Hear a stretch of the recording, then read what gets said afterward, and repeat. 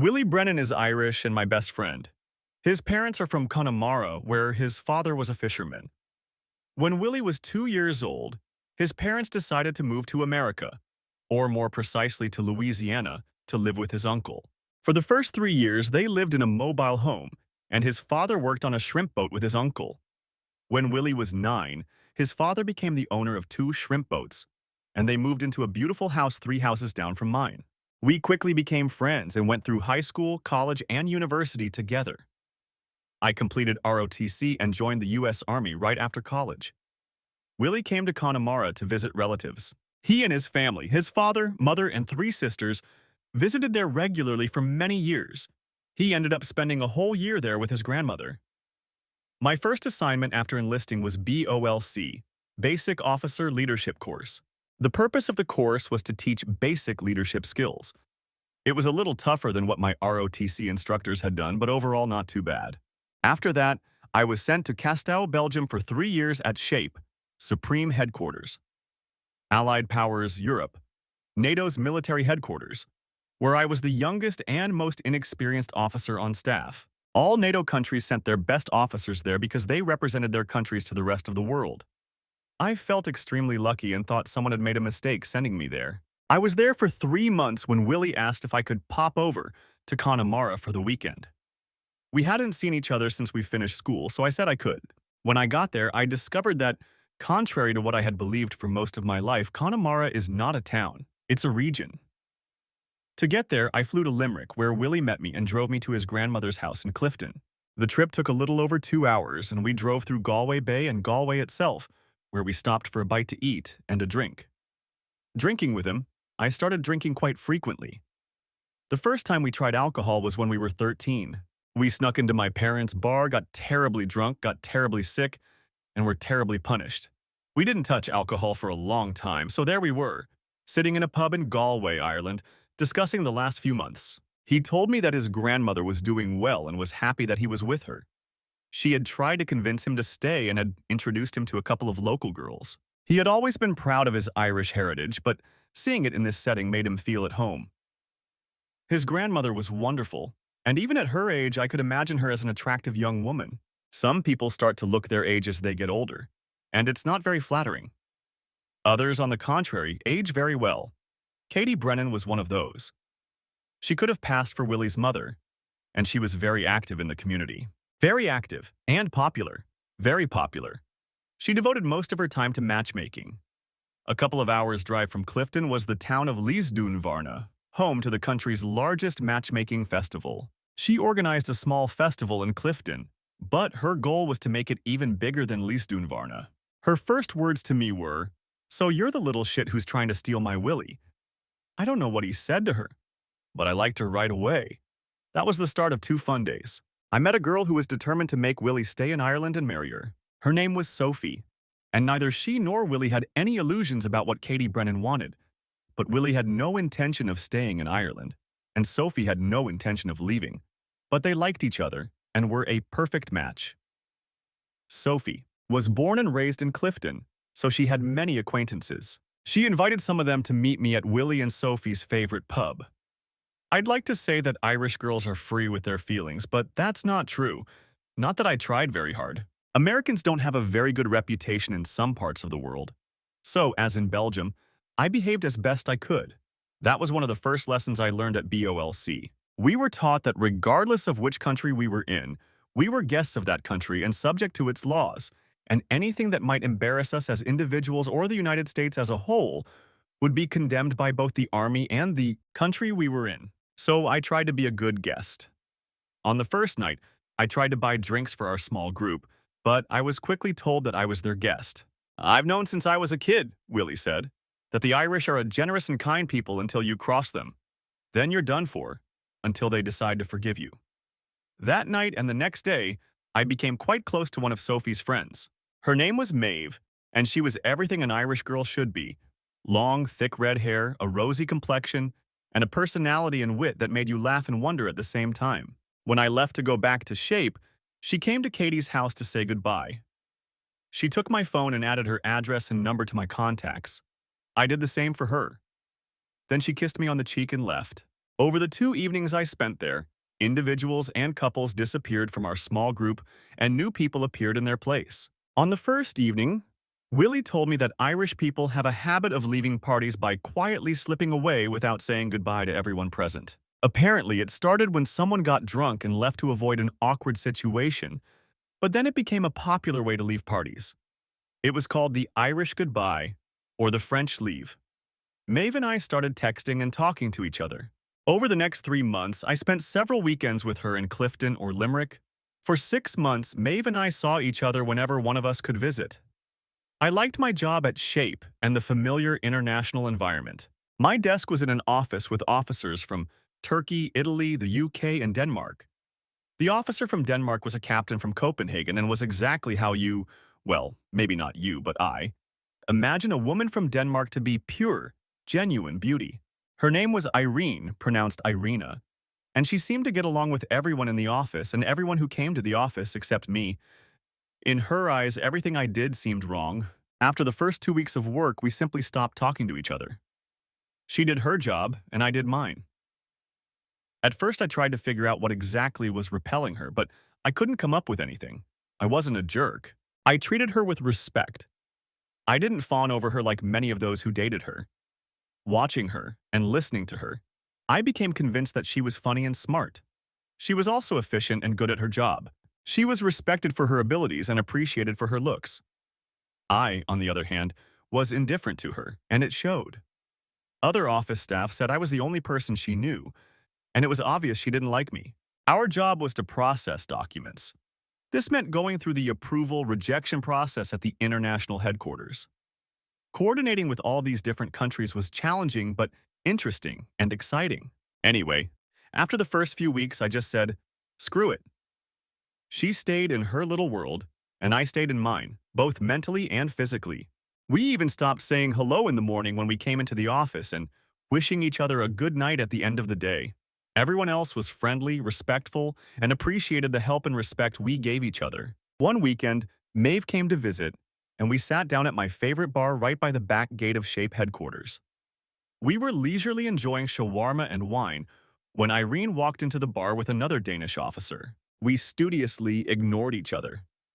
An hour or so later, Maeve and I left and went to my cottage, where we spent the night. Grandma Willie thought Maeve and I would get married, but it didn't happen. We lived together for 9 months and enjoyed our time together, but then we broke up. Willie was still in Ireland but was ready to return home, though not ready to leave Sophie. Katie didn't want him to leave, but he wanted to live his own life, not Katie's. Sophie, for her part, decided that if he went home, she would go with him. I was best man at their wedding in Clifton. Maeve was there with their fiancé and introduced us to each other. I was also ready to go home, and so I did. I took 2 weeks vacation and flew home. A week later, I was ready to return to Belgium. At work, an officer from Turkey was being transferred and was returning home because his 3-year tour was coming to an end. A large group of his friends and colleagues gathered at a bar near the back gate and organized a farewell get-together for him. The bar was packed. We poured him drinks, and he handed out boxes of delicious Turkish marmalade candies called Turkish Delight.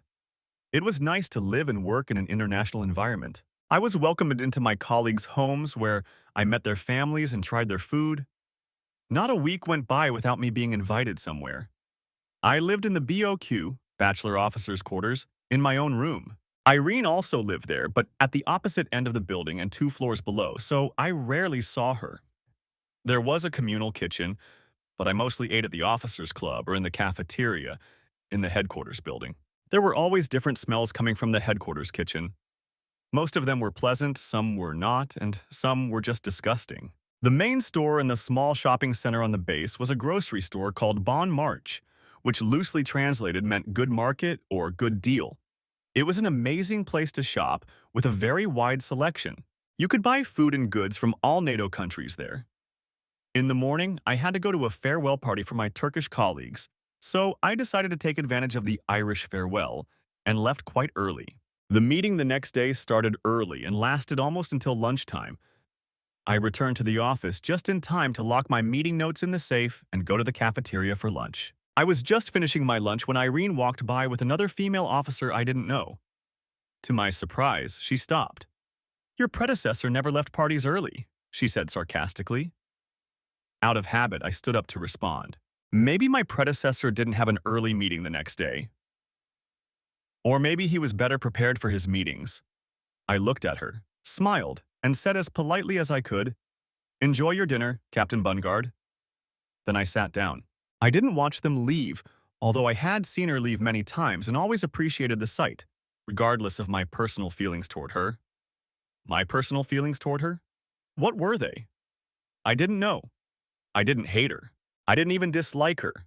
But at the same time, she didn't give me a chance to like her, so I didn't know what I felt toward her. I was probably still the youngest officer at Shape. I didn't think about it and sometimes smiled, because I still believed that I had been sent here by mistake, and that some poor clerk at the Personnel Center in Washington was in big trouble for sending me here. By the end of my first year, besides Maeve, I had met women from Italy, the UK, Greece, Portugal, and the US.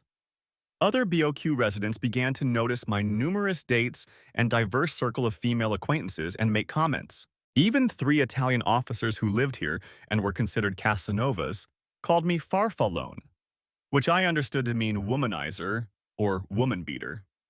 I took it as high praise from them. Life in an international community had many advantages. The BOC was a melting pot for single officers, both men and women. Officers from 9 countries lived with us. It was a very special place. The entire community seemed to embrace each other's holidays. American Halloween was a favorite holiday for the children, and my married friends who lived in the barracks enjoyed watching children from all over the world in costumes of original designs and with original ideas ring their doorbells to get candy. The entire community also celebrated the German holiday Oktoberfest. It was one of the most popular and fun holidays. Thanksgiving, not so much. The international community couldn't quite grasp the meaning of the holiday. Christmas, on the other hand, was Christmas all over the world. I thought about going home for the holidays, but decided I'd rather spend the weekend with a German naval officer who also lived in Boca Raton. We drove to Nuremberg to visit the Christmas market. This is the Christmas market in the central square of Nuremberg's Old Town. Stalls, lights, food, adventure, all at the perfect time. The English know how to throw grand celebrations with pomp and ceremony, and the Germans know how to throw parties. We spent the weekend in Nuremberg before Christmas. I didn't want to bother with traveling for the holidays, so I decided to stay at Shape, which was practically closed for a few days before Christmas. However, each department had to have someone on duty every day except Christmas, so our department head posted a schedule. We watched as he put the days of the week in one hat and our names in another. First, he picked a day at random. Then he picked a name. He picked Tuesday and my name. On Thursday, he picked Irene's name. Friday was Christmas. One officer, the one from England, never picked his name, so he was free all week. That week, we only had to work on the day our name was picked. I heard Irene telling the others that she wanted to go home, but if she had to work on Thursday, it would be impossible. Damn. I didn't want to bargain with her because I didn't want her to think I owed her. Not that she owed me, but besides, if I worked all week, some of the others could go home for the week and not be late for work on my day. I went into the department head's office. I'm not going anywhere on vacation. Why not give the rest of the department the whole week off? It'll be quiet here, and I think I can handle whatever comes up. Are you sure? Yes, sir, on one condition. What is it? Don't tell anyone I volunteered to do this. Tell them it's a cover. Are you sure? He asked a second time. Yes, sir. It was Friday. Before the end of the workday, he came out and announced, "There's been a change. I've reviewed the schedule for next week. Most of the important employees will be on vacation. There will be no urgent matters, so you can all take the week off and spend time with your families. Merry Christmas!" There were cheers of approval, and a bottle of champagne and glasses appeared from somewhere. We all drank, wished each other all sorts of nonsense, and got ready to leave. Irene hugged everyone and even wished me a Merry Christmas. I replied in kind, and everyone left. The boss came out. "It's too early to regret it," he said. "Everyone's gone, so you won't have time to change your mind." I smiled. "I won't regret it, sir. I'll enjoy the peace and quiet." He put his hat on my desk and sat down in the corner. "What's going on with Bungard?" "What do you mean?" "You know what I mean. She's the sweetest, most docile girl in the world when you're not around. But when you show up, she changes. Not that she gets mean, but she seems tense. Why is that? I shrugged. I have no idea. In all the time I've been here, we haven't said a dozen words to each other. Well, something's going on. Between you and me, right after you arrived, she asked her coordinator to transfer her back to Denmark. They dragged it out as long as they could, but they found a replacement for her. She's leaving in mid-January. Like I said, I have no idea. Okay, she's good at her job. I'd hate to lose her. It was Tuesday of the following week. I was alone in the office. The Danish officer walked in and smiled. I guess it's your day to work. I straightened up. Yes, sir. What day does Captain Bungard work? She's not working, sir. She has the whole week off. The whole week? Yes, sir. Is everyone off work all week? Yes, sir. When is your day off? Friday, sir. It was Christmas. He started to leave and I sat down, but he turned and looked at me. I stood up again. He looked me up and down and left. It was just after lunch on Thursday. I was looking through a small stack of operational documents on my desk, checking to see if I had missed anything, when someone burst into the office. Looking up, I saw a German admiral with 4 stars heading toward my desk. "Merry Christmas, Lieutenant," he said, extending his hand to shake mine, and I immediately turned my attention to him. "Why don't you close up here and go home?" "Good idea, sir. With your permission, I'll do just that." "Good, do that." And he was gone. I followed him and watched him walk down the hallway, stopping at every office, clearly wishing everyone he met a Merry Christmas. There were 3 4-star generals serving at the Forum. The Supreme Allied Commander Europe, SAC, was an American. The Deputy Supreme Allied Commander Europe, DIAC, was British. And the Chief of Staff, CS, was a German admiral. I knew all of them and participated in meetings, so I recognized the Chief of Staff. They were all very influential figures in their countries and considered the best in the world. Christmas fell on a Friday, and I spent it at the BPC with others who had decided to stay. The weekend passed quietly until Sunday evening, when everyone began to return. I kept reminding myself how different Europe was from America. It takes 15 hours to drive from Belgium, where I was, to Rome, Italy. And to get to Italy, you have to drive through Germany, France, and Switzerland. It takes about 13 hours to cross Texas on Highway 10. Many of those who served in SHAPE were able to travel home to their countries quite often. On Monday morning, everyone was happy and looking forward to returning to work. This was because our work was very interesting. Most of the morning was spent talking about our vacations. When it was my turn, I had nothing to say. I called my mom and my best friend. I found out that his wife is expecting a baby. That's all. "Didn't you go with Kristen?" asked Tommy, the British captain. Kristen was a German naval officer I had recently met and traveled to Nuremberg with. When he asked me, I noticed out of the corner of my eye that Irene had turned away from us. No, she had to stay home with her family. Then a conversation about customs and traditions began. Irene did not participate in the discussion. She stood and looked out the window until someone asked her opinion, and she left the room, apologizing. Then another conversation started, initiated by the Italian, who asked me how many women I had slept with over the holidays, and then continued with a discussion of how many dates I had been on since arriving at SHAPE and the reputation I had earned as a womanizer. Everything came to a head when Irene returned. It was New Year's Eve, and the parties were in full swing. Everyone was throwing parties. I was invited to 7 and accepted 2. I went to the first one but never made it to the second. The first one was thrown by our department head. It was mandatory. I couldn't refuse. There were about 30 people there, and the party was held in a castle that he and his wife had rented as their home for 3 years. There was even a moat. A damn moat. In addition to our small group and the 3 married couples, relatives and friends were invited. I knew many of them from work. I had dated one of them, but she was with someone else, so I kept my distance. I danced with 3 other women and said hello to all the guys I worked with. I even glanced at Irene, who was with an older couple. My boss, his wife, and I chatted for a few minutes, then went to mingle with the guests, and I continued socializing. The party was fun, and I really enjoyed talking to such a diverse group of people. It was around 11:20 p.m., and everyone was getting ready to celebrate the new year. An elderly man whom I had seen earlier with Irene approached me and spoke in broken English. "Forgive me for my words. I don't understand your language very well. Sometimes I don't understand anything at all." He hesitated, searching for the right words. But I'm trying very hard to explain. She's right. I can see how you're upsetting her. He hesitated again, then said sternly, Don't hurt my Irene anymore. Irene appeared out of nowhere, took him gently by the hand, said something to him in Danish, and led him away. They had only taken a few steps when he turned around and said something that sounded like Gavake. I felt a hand on my shoulder. What did you do to him? Asked Tommy, my British colleague. Nothing. I don't even know him. I know. That's Irene's father. And I think he just told you to go away. Go away? Where? Why? It's me, buddy. I want a drink and to find my wife. She's a good kisser at midnight. He laughed and walked away. I didn't make it to midnight. Irene's father, seeing me, might have asked me to leave again, but it would have been more public and awkward for both of us. He looked calm, and not knowing how he would react if he had another drink and saw me again, I said goodbye to him in the Irish way once more. New Year's Eve, like Christmas, fell on a Friday. I didn't return to the office until Monday.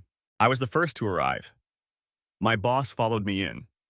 I thanked him for the invitation and told him how much I enjoyed it. He was German, and we talked about how interesting it was to communicate with different people. Irene was the last one in the office, and, as she did every day, she wished everyone a good morning on her way to her desk, except me. My boss called her into his office, and they stayed there for only a few minutes. When they came out, he gathered us all together.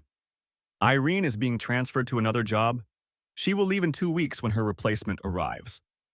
Everything will continue as usual until she leaves. In addition, as we all know, Captain Donati is returning to Italy at the end of the month. His replacement will arrive here next week.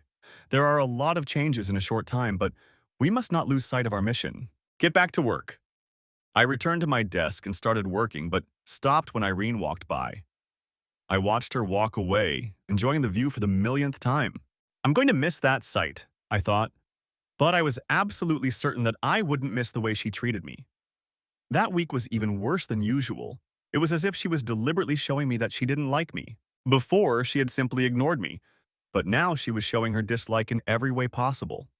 Several times she started a conversation with someone else, but then sat down at the corner of my desk with her back to me and continued talking. I had worked there long enough to know that bad manners were one thing, but blatant disrespect was unacceptable in any culture. We all had drawers on our desks for incoming and outgoing documents, correspondence, reports, projects, etc. Excuse me, could you please not sit on my desk? I said. She continued talking, but now standing up. She was talking to Tommy, a British guy. He looked at me over her shoulder. Our eyes met. He rolled his eyes and almost smiled. The next day, I got a call. Lieutenant Parker, how can I help you? This is Captain Annika Nielsen from the tourist office. Do you have time for coffee? I need to discuss something with you. The tourist office? Why do you need to discuss something with me? I haven't been to shape. Please, Lieutenant, let's meet in the cafeteria at 10. How will I recognize you? Don't worry, I'll recognize you. She approached me as soon as I walked in. Lieutenant Parker? It was a statement, not a question. May I call you Philip? Phil, please. Okay, I'm Annika. How about some coffee? What do you mean? Coffee first. We got coffee, found a table, sat down, and stared at each other for a few seconds. Or rather, I stared at her while she studied me until I felt uncomfortable. Captain Nielsen, I began. Annika, please. Annika, are you familiar with the word double? She asked. Yes. I didn't know it until recently. By recently, I mean the last month or so. My husband and I arrived in early December. We had only been here a couple of days when we met Irene Bungard at a Danish gathering at the Officers Club. We became friends right away, almost like sisters. Since then, we've talked about a lot of things, including personal matters, and she gave me this. She handed me a photograph. I looked at it and then, like Annika, studied it for a long time. It felt like I was looking in a mirror. The face I saw was my face. If I had an identical twin sister, we couldn't have been more alike. Who is this? I asked. That was Irene's fiancé. He called off the wedding and broke up with her before she arrived. Damn, that answered a lot of questions. Actually, only one, but that was enough. Irene couldn't believe it when she first saw you, and she immediately hated you because you reminded her so much of him, Annika continued. She pointed to a photograph. Even some of your, how should I put it in English, mannerisms and things you do without thinking reminded her of him. You know how you twirl pencils between your fingers when you're on the phone? Yes, I know, I do that. Frederick, her ex-fiancé, does the same thing. She knows a lot about you, and you have no idea how much your presence here has affected her. At first, she thought she could ignore you and live with it, but things got worse instead of better, and even though she likes it here at Shape, she asked to be transferred because of you. She paused and took a sip of her coffee. She's very ashamed of how she treated you, but she can't help it. She feels a strong dislike for him and takes it out on you. Why didn't she say anything? She was going to, but time passed and it became harder and harder for her. Do you understand? Yes. Then it got worse because she was angry at herself for not doing it. Then she was angry at you for being who you are, which she thinks is unfair. You need to know that this isn't your fault. It's hers. Oh, believe me, I know it's not my fault. You have to help her. How? You have to help her not feel so bad. If she leaves, she'll feel bad forever. Why should I? She treated me like dirt for a year and never thought about my feelings. And why are you getting involved? Did she send you?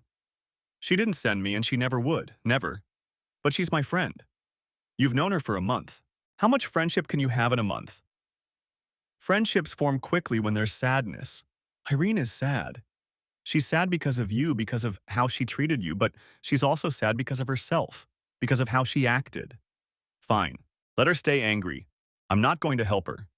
Now, if you don't mind, I'm going to work. I got up and left. When I reached the office door, Irene was walking down the hallway in the opposite direction. I usually let her or anyone else go first. This time I didn't. I opened the door and stepped toward her. I was angry that I was being asked to calm her down when I was the one treating her badly. The day passed slowly as I sat at my desk reviewing documents I wouldn't need for the next few days. From time to time, I glanced in her direction, and a couple of times I thought she was looking at me. Screw it. I called Kristen to see if she was free for dinner. She was busy. The whole office joined in the discussion, and I got distracted until it was time to leave. I stopped by the BOQ, sent Willie an email, and told him about my day. He replied almost immediately and laughed out loud. Of course, he knew about Irene and continued to tease me about being in love with her. I told him to go to hell. In Europe, people usually eat dinner later than in America, but I was used to it. So it was almost 8 o'clock when I sat down at a table in the officers' club. I had just been brought the menu when she came over to me. Mind if I join you? She asked. I replied without hesitation. Sure, I don't mind. I don't want to have dinner with someone who acts like I don't exist. Go make someone else happy with your shitty attitude. With that, I just stared at her. She stood there for a few seconds, then said, You're right, of course. I just wanted to say that I'm very sorry. You remind me of someone I don't like, and you don't deserve to be treated that way. I'm sorry. And she disappeared. On her last day, she came into the office to say goodbye. She hugged everyone except me and, in the European custom, kissed everyone on the cheek while they stood around her and told her how much they enjoyed working with her and how much they would miss her. I remained seated at my desk pretending to work. When she was done, she came over to my desk, placed a flower in front of me, and left. The office fell silent, everyone staring at me. Tommy, a British guy, came over to me. Do you know what that is? He asked. I looked at him. No idea. It's a lily of the valley. Among other things, it's given to people to ask for forgiveness. I know because I've given it to my wife many times. I picked up the flower and smelled it. The next year flew by very quickly. Kristen and I started dating before her tour ended, and she returned to Germany. Not exactly to Germany, but to one of the German ships. Willie, Sophie, their son Philip, named after me, and I spent 2 weeks traveling around Europe after visiting Clifton with Grandma Katie. It was early spring, and I had been living in Sheep for the last few months. Annika Nielsen and I were on fairly good terms and had coffee together a few times. One day she called me. I thought I should tell you that Irene will be here on Monday. She's attending a planning group meeting and will be here for a week. She asked if you were still here. When I said yes, she asked me to ask if you'd like to have coffee with her. I thought for a few seconds and remembered the lily of the valley. Tell her yes. Okay. 2 hours later, she called back. They're flying in Monday morning and their first meeting is at 1 o'clock p.m. How about coffee at 11 o'clock? Okay? Our meeting was a little awkward at first. Neither of us knew what to talk about for a long time. By noon, we had relaxed a little and were even smiling at each other. She had just started telling me about how her fiancé had dumped her when she realized she had to run. The only person in my office who had been working there longer than me was Irene's deputy, also a captain, but a man. I was senior to him in terms of length of service at Shape, but he outranked me. They were all captains or majors. I was still a lieutenant, but a senior one because I had been promoted. My work was done, and I headed to the boat to relax before dinner. I was just about to order at the club when Irene walked in, looked around, saw me, and came over. This time I stood up. There's a reception going on in one of the small rooms, but it'll be over soon. Would you like to have a drink afterwards? She asked. Yes, I'd love to. That evening, she told me the same story Annika Nielsen had told me about her fiancé. I was so angry and upset that I treated you so badly. I can never apologize to you, she said. My behavior was unacceptable and I disgraced myself.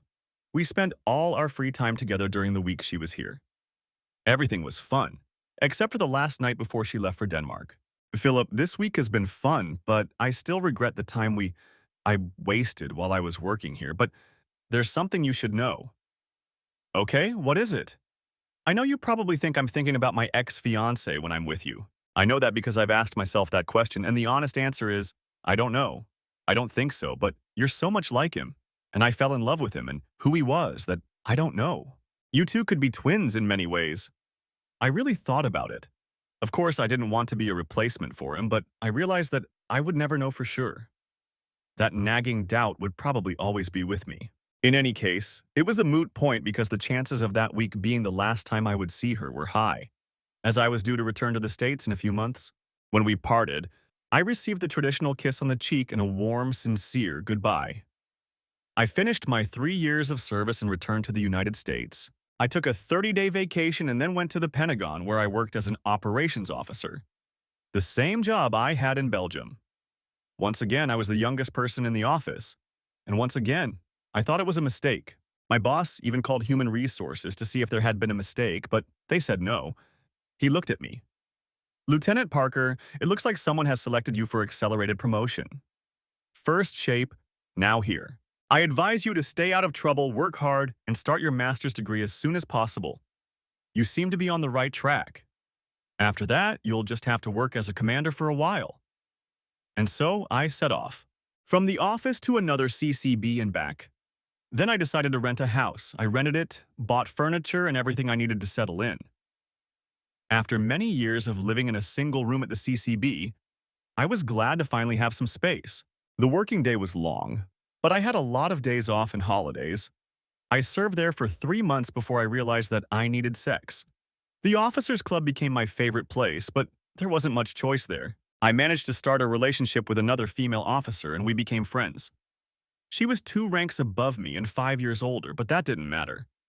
We spent our Saturday evenings exclusively on entertainment. Everything went well for almost a year. Then I got a call from a friend in the German Navy. She was serving on a training ship, and it was going to meet our training ship in Boston for a long weekend to see a sailing exhibition. She asked if I could find time to meet her. I did. We met. We said hello. We had dinner. And we slept together. We stayed together for as long as their 3-day vacation allowed. Another 6 months passed. Things were going well at work. Willie, Sophie, and my namesake Philip were all fine. We managed to see each other every couple of months, and he was still my best friend. My buddy and I still spent our Saturday nights together, and life was good. Then Willie called and said they were moving back to Ireland. His grandmother was in poor health and he wanted to visit her. He asked if I wanted to go with him. It was urgent, so I took 2 weeks off work. On a whim, I contacted my old office at Shape to see if anyone I knew was still there. It turned out that 2 people were. I asked one of them to contact the Danish Army Liaison Office and find out if they could give me Irene's contact information. I left them my numbers in case they didn't want to or couldn't give her theirs. 2 days later, I got a call at the office. It was her. The Dane had contacted her, and she had given him my number at the Pentagon. When I picked up the phone and she said who she was, I was a little surprised. I didn't know if you would remember me, I said. She laughed. Of course I remember you. I asked for your number several times at the Shape Communications department, but they wouldn't give it to me. We talked about what we were doing, but didn't mention boys or girls. I told her I would be in Ireland for 2 weeks. Could you come to Denmark? I'd like to see you. We discussed the possibility and decided to meet in Copenhagen. After spending 2 days with Willie and his family in Clifton, I flew to Copenhagen. I was going to stay there for 2 days, but ended up staying for a week. When I saw her at the airport, she hadn't changed in appearance, but there was a happiness about her that I hadn't noticed before. It's strange, but I've been thinking about you, Philip, and I mean it. Not the other guy who we won't mention who looks like you. We paused and just looked at each other. Do you know when I first started seeing you differently? I have no idea. That Christmas week, you volunteered to work so everyone else could have the day off. I heard you did it because you knew I wouldn't be able to go home for Christmas if I worked that day. That wasn't the only reason. I remember other things. Like what? Like the party when Dad talked to you. I went home for Christmas, and they came back with me on New Year's Eve. I told them about you. And when I pointed you out at the party, my dad, who was a little drunk, decided to talk to you and convince you to leave so I wouldn't see you. I apologize for that too. I smiled. It's okay. He was just looking out for you. As I said, I was going to stay for 2 days, but we had such a good time that I stayed for a week.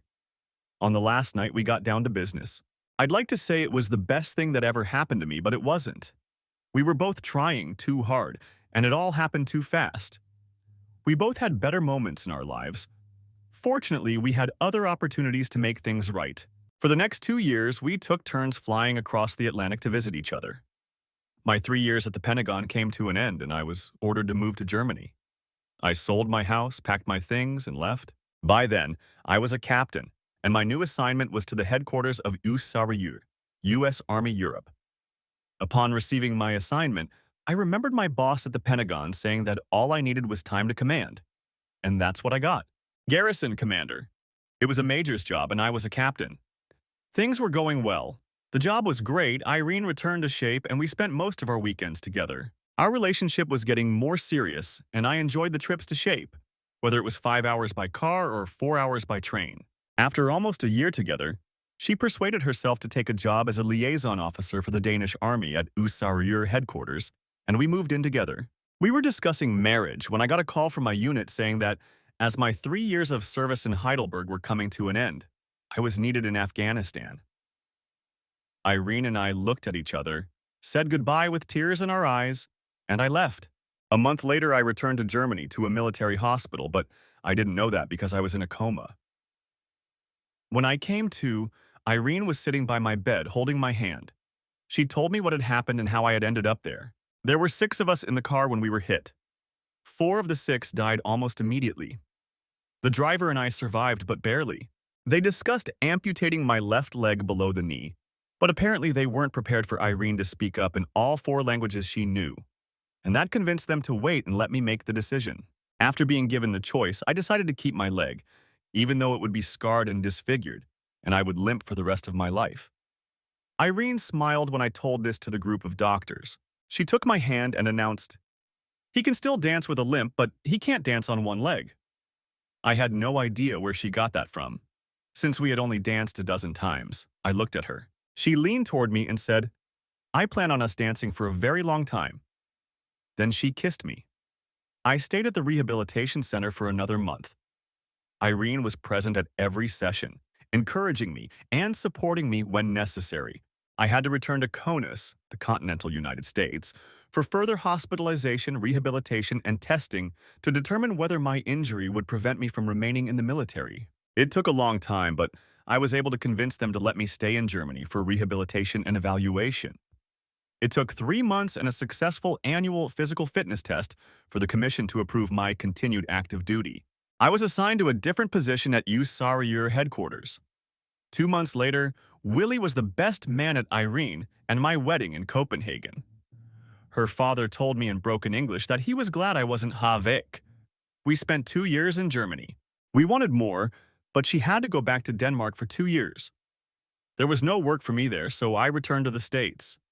We hadn't seen each other for 3 months, and I flew to Copenhagen to spend a few days with her. I hate surprises, but I decided to surprise her. Bad idea. I knocked on the door of her apartment and a man opened it. I knew enough Danish to understand that "Agud" means "oh God." We stood there looking at each other for a full 30 seconds, not knowing what to say. Finally, I asked, "Hvor er Irene?" After asking him where Irene was, I tried to get past him and into the apartment, but he blocked my way. Hun er her ikke. She's not here.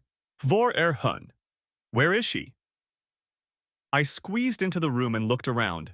He stood in front of me, still trying to block my way and speaking in a mixture of Danish and English, which I didn't listen to because I wanted to get to Irene and talk to her. The bedroom door was open, and I headed for it. She got there before me, closed the door, and stood there. I knew it was the bedroom door because I had been there when she came in. We heard a noise in the room, and he looked over his shoulder as if trying to see into the room through the closed door. When he did, I pushed him aside, opened the door, and entered just as the bathroom door closed, and I heard the metal click of the lock. I knocked on the door. "Irene, Irene, come out." No answer. "Irene, you have 10 seconds to come out and talk to me." I started counting. The man continued to mutter, and I continued to ignore him. When I counted to 10 and she still didn't answer, I turned and headed for the front door. I picked up the bag I had brought with me and threw it down when the door opened and I saw the man. An hour later, I was at the airport. The plane I had arrived on had been cleared and was ready for departure. I had spent less than 3 hours in Copenhagen. The only seat available was in business class, but I didn't care. I gave my credit card to the ticket agent, got my boarding pass, went through passport control, where they stamped my passport without looking at me, and headed for the gate. 15 minutes later, I was boarding the plane when my phone rang. It was Irene. I didn't answer. I entered the apartment, went into the bedroom, and collapsed onto the bed. I had flown across the Atlantic twice and discovered that my wife had been cheating on me since the last time I had slept at home, so I fell asleep immediately. I woke up still fully clothed, including my shoes. I got undressed, went to the bathroom, shaved, and took a shower, which I hadn't done since my short trip to Denmark.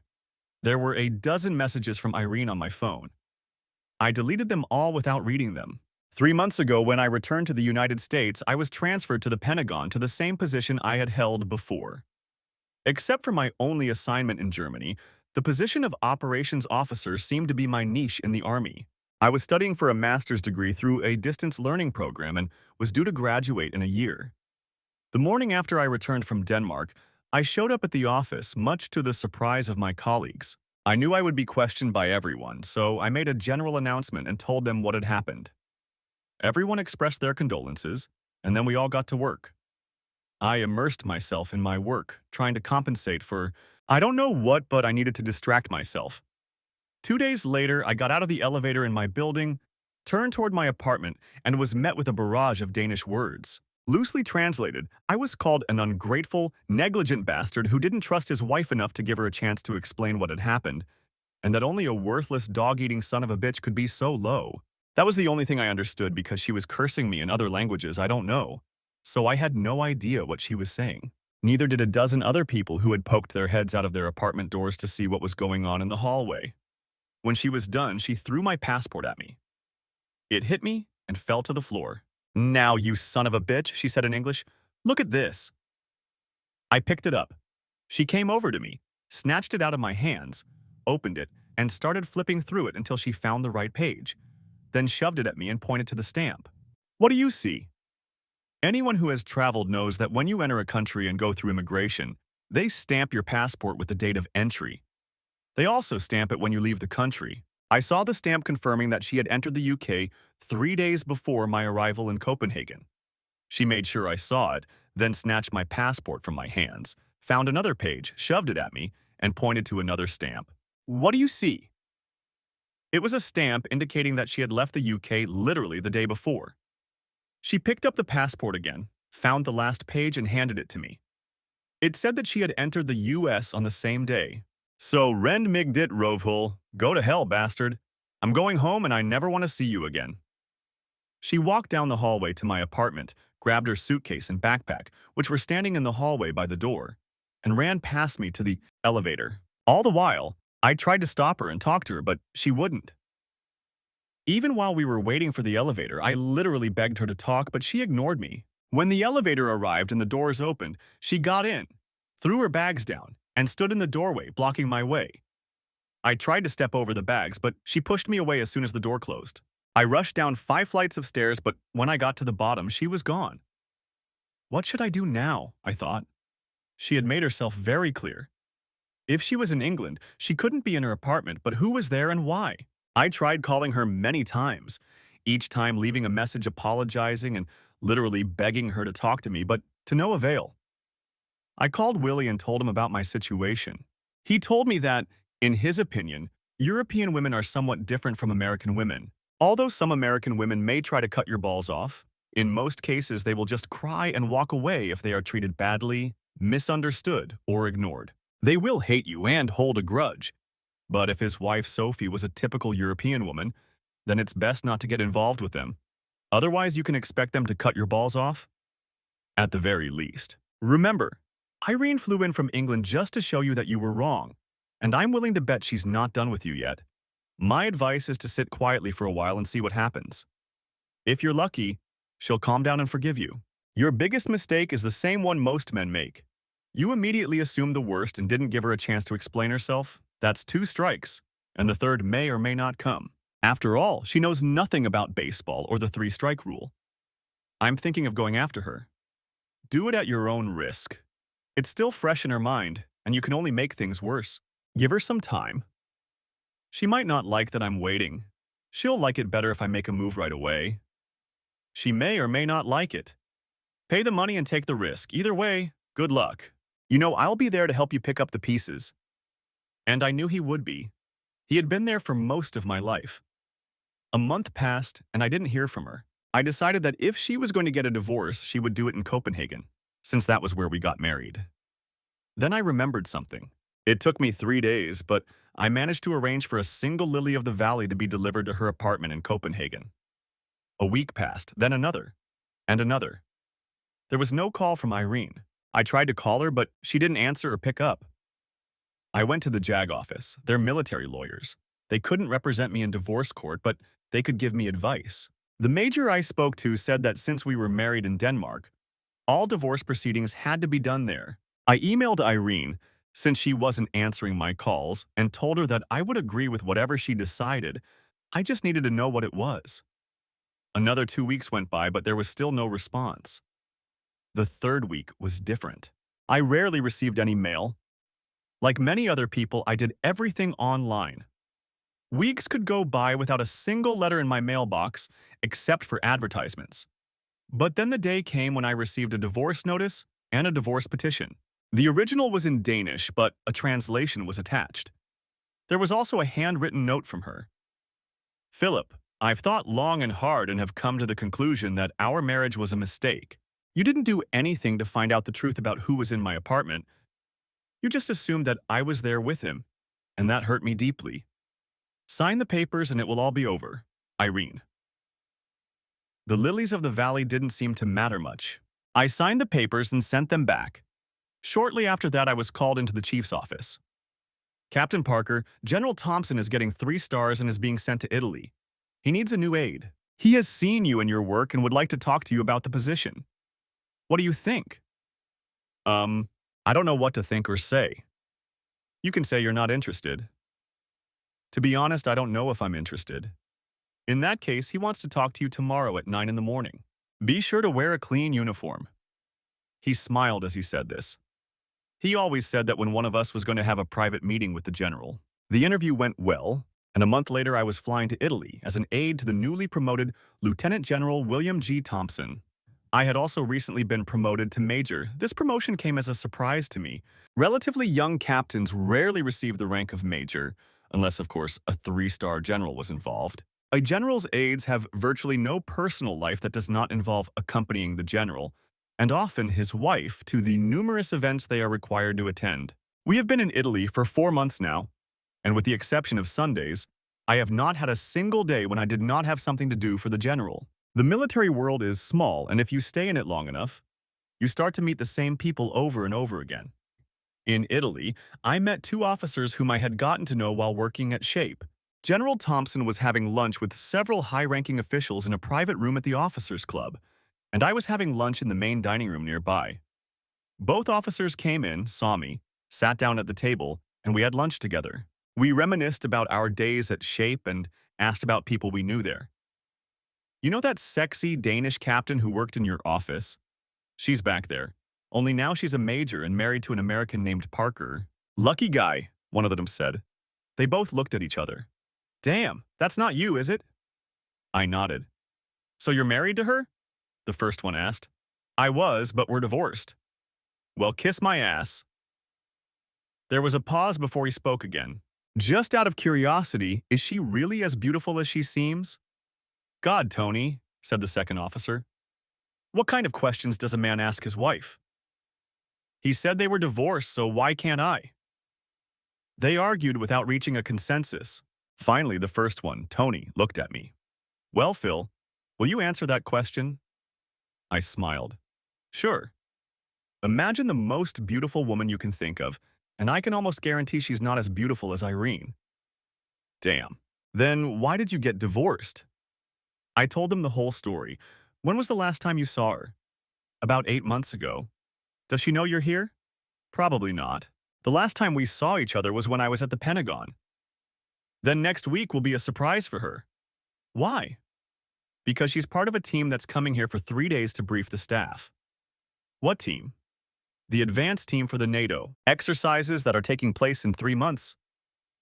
That briefing isn't on General Thompson's schedule, I said. It's just for the planners. He'll get a briefing when all the details are finalized. We ate in awkward silence for a long time. Several thoughts were running through my head. The first was whether I should try to see her. We had finished lunch just as I was told that the general was finishing his meal and was about to leave. I went outside to make sure his car and driver were ready, then returned to the building as he was saying goodbye. Back in the office, I asked the general's aide if he knew anything about the briefing. We just heard about it. He was sent a document for information only with a brief summary of the upcoming event. I was going to ask if I wanted to meet with the briefing participants, just for fun and entertainment. It's always good for PR. Do you have a list of participants?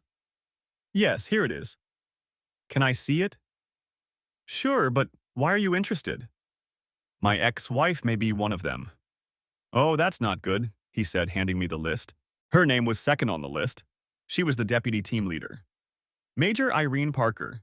I pushed the list away. Thanks. Oh, are you going to meet her? No reason, so probably not. Do you want me to let the general know? No. Just let me know if he decides to meet with them. I'll tell him myself. The briefing team arrived on Monday. They had a 2-hour meeting scheduled with General Thompson's staff. General Thompson told his chief that he would stop by to say hello at 2:15 p.m. The chief let me know, and I went in to see the general and handed him the list of team members. I think I should tell you that one of the team members you'll be meeting this afternoon is my ex-wife. He looked at me, then at the list. I presume that's the one named Parker? He smiled. There was a mischievous streak in his character that I hadn't yet had a chance to appreciate. My first question? Are you on good terms? I don't think so. She hasn't spoken to me in months. That's probably normal. Next question? Is she good at her job? When I worked with her, she was competent. I spent the next few minutes describing my relationship with her. Would you like to come with me to the meeting? He asked with a smile. Some people are impressed if you work at 3 stars. Maybe she'll like that too. I laughed. I doubt it, but I'll open the door for you when you arrive. At 2:15 p.m., I opened the conference room door. The usher stood at attention and shouted, "Attention!" The general entered the room and I followed him. I stood at the door while he walked across the room to his place at the head of the table. His subordinates sat on one side of the table and the team on the other. He sat down at the head of the table and asked everyone to sit down. Everyone sat down immediately, except for Irene. She hesitated for a second because she was looking at me. Even in those few minutes while the general was speaking, I noticed out of the corner of my eye that she was looking at me. When he finished, he asked the speakers to introduce themselves. Each one stood up, stated their name, rank, country, and place of service. When it was Irene's turn, she stood up, stated her credentials, and sat down. At that moment, the general spoke. Ah, Major Parker, I understand you are acquainted with my aide, who is also a Major Parker. She stood up again. Yes, sir, we are acquainted. Then she quickly sat down. He finished his speech, wished everyone good luck, said he looked forward to their report and stood up to leave. When he stood up, everyone stood up. Huter opened the door and the general walked out, holding me behind him. In the hallway, he turned to me. You really know how to pick 'em, Phil. She's very attractive. Yes, sir. Yes, sir. Too bad I can't repeat that with her. So you still have feelings for her? Yes, sir, I do. Then now is the time to see how she's doing. I don't know, sir. The last time we saw each other, she was very upset. In the mornings, I would drive to his place in my car. His driver would meet us there and take us to the office. In the evening, the driver would take us back home, return the car to the fleet, and I would receive all the necessary instructions to prepare for the next morning. Then I would pick up the car and drive home. Everything changed on evenings when he had social engagements, which happened at least 3 times a week. I always left several sets of clothes at home, including evening wear, in case of unexpected changes in plans. That evening, the general and I talked for a few minutes, then I got in my car and drove to the Officers Club for dinner. There was always a poster in the lobby with the evening's program. The first item on the program was a reception for the SHAPE delegation. I turned to leave. I decided I could eat a hot dog in my room. The schedule was posted right on the front door, so I only managed to take a couple of steps forward and then back. But it was too late. Phil. In the moment it took me to turn around, I mentally replayed everything that had happened and came to the conclusion that I had made a very wrong assumption. Everything else was a consequence of that, so it was all my fault. I could even understand why she didn't accept my apology. I turned around and saw her. Hi, Irene. Are you leaving already? You just got here. Yeah. I saw you had a meeting, so I figured I didn't need to stay. Not even a hello? I just said hello. I was afraid to say anything else. My emotions could betray me. We stared at each other. I wanted to apologize, but I had no idea what she wanted to say, if anything. Before we could speak, one of her team members noticed her and escorted her back to the reception area. I left and went home. I decided not to eat hot dogs or anything else for dinner. We didn't speak to her again. She and her team finished their business and returned to SHAPE. On Friday after they left, I received a package from her via NATO courier. It contained an envelope from the same office that had sent the initial divorce and dismissal notice. It was addressed to me at my Washington address. My name was crossed out and the envelope was marked, "No longer residing at this address." The envelope was unopened. Attached to the envelope was a note from Irene. Phil, I asked my lawyer to send this to you, but it was returned. Now I know why. I was surprised to see you on Monday. I hope you're happy. Irene. I opened the envelope and inside were the same documents I had signed and sent back. But this time there was another note attached, written in her handwriting. Phil, I've changed my mind about getting a divorce, so I didn't send those papers. It seems I love you even when I don't want to. If you feel the same way, call me. Irene. I no longer had her phone number, but I found her office number in the SHAPE directory. This is Major Parker, she said when she picked up the phone. Yes, it's me. I got your package. And I love you. I could almost feel her smile through the phone. My flight is at 5 o'clock. I can fly out if you want.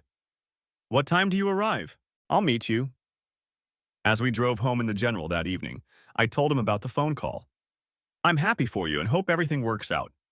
If you need to take the weekend off, just let me know. I waited until she came out into the hallway. I wanted to hug her, but I wasn't sure if it was too soon. I shouldn't have worried. She ran up and threw her arms around me. We stood there for a long time, blocking the doorway. A guy said something in Italian as we passed by. What did he say? I asked her. He said, "Find yourselves a room." We both laughed. On the way to my car, we held hands as best we could. My car had a manual transmission, so when my hand was on the gear shift, her hand was on mine.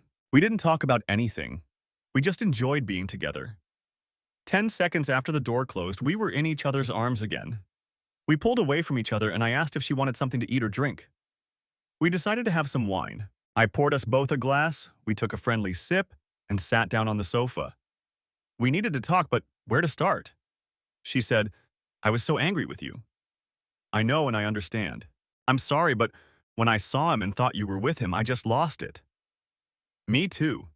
When he called me and said you were there, I tried to call you to explain everything, but you didn't even pick up the phone or respond to my messages. I thought you weren't reading them.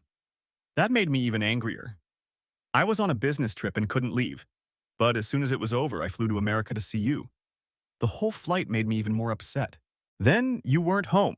I couldn't get into your apartment, and I had to wait for you in the hallway, and everything got even worse. I cried when I flew to you, and I cried when I flew back. I couldn't stop being angry and decided to divorce you. I told my sister about it, and she tried to calm me down, but I didn't listen. She paused for a few seconds, then continued. By the time the papers you signed arrived, I had calmed down a bit. My lawyer is my sister, and she's smarter than me. She didn't send the papers to court. She kept them at her place. We talked several times, and each time I became calmer. I realized that I didn't really want a divorce and asked her to postpone the process until I could talk to you. She said she hadn't filed the papers. She was just waiting for me to calm down. I told you she was smarter than me. She fell silent again and took a sip of wine. I tried to call you, but my number was blocked, and I got upset again because I thought you didn't even want to discuss… What's the word? Reconciliation? Then I sent you the papers, but they were returned because you weren't there. I didn't know where you were or how to contact you. She paused. And then I saw you come in with the general, and I couldn't breathe. Yes, reconciliation is the word. At first, I was just angry and upset. I never wanted a divorce. And after you came to Washington, I tried to call you, but you didn't answer. She smiled. I ruined our first year together, and you ruined this year. We can't afford to ruin anything else. We both laughed. No, we can't, and we won't. I took a sip before asking, who is he? And why was he there? He's my, what do you call it, cousin. He and his wife are staying here while their apartment is being renovated. He opened the door, saw you, and at first thought you were Frederick. He doesn't speak English very well and was nervous. He was at our wedding and saw you there, and when he realized who you were, he tried to explain but couldn't because of his English, and you didn't listen to him. When he called me, he was embarrassed that he couldn't talk to you and explain who he was. We sat there for a long time without saying a word. I finished my wine and got up to pour some more. She saw what I was doing, finished the last of her wine, and handed me her glass. While I was pouring, she reached into her bag, took something out, walked over to the sofa, and sat down. I handed her the glass and sat down next to her. She put the glass on the table without trying it and handed me something that looked like an old dried flower. When I got this, I cried with happiness, she said. It's the same flower you sent me. The weekend was wonderful. On Sunday afternoon, I called the general to ask if I could take Monday off. He agreed, and we added that day to the best weekend of our lives. On Monday afternoon, I drove her to the airport.